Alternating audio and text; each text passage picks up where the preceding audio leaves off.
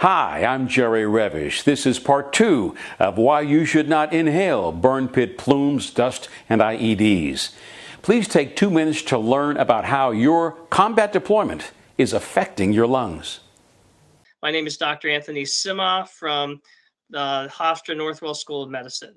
So today what we're going to discuss is why you should not burn your trash, specifically why you should not inhale this burning trash. You should not inhale burn pit plumes, dust, and improvised explosive devices. These particles, particularly in dust, contain crystals, and these crystals damage the lung.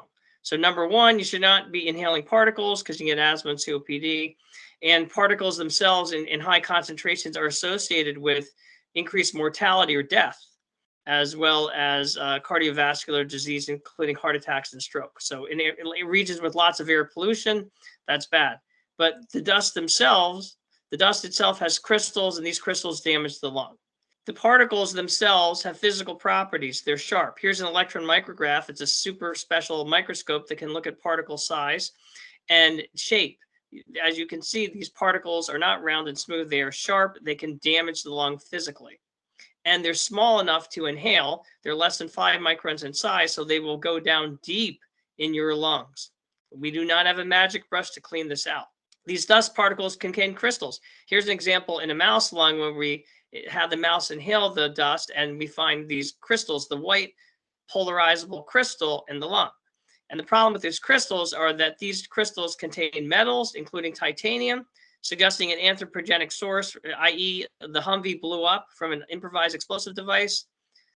And the titanium in this patient, as you can see in the middle, it says TI. There's higher counts or more concentration of titanium in this soldier's lungs than there is calcium, Ca, to the left of that. Meaning normally in the lung there's calcium, but there's more titanium in this soldier's lung than there is calcium.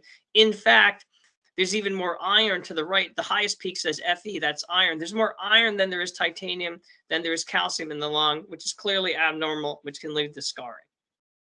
In this same soldier's lung, you can see these blue dots. It's called the Prussian blue stain for iron, and that's abnormal. We see these dots of blue, meaning there's iron in this soldier's lungs.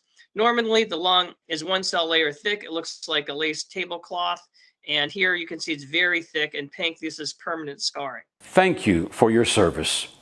Please support your fellow veterans who are suffering from these diseases.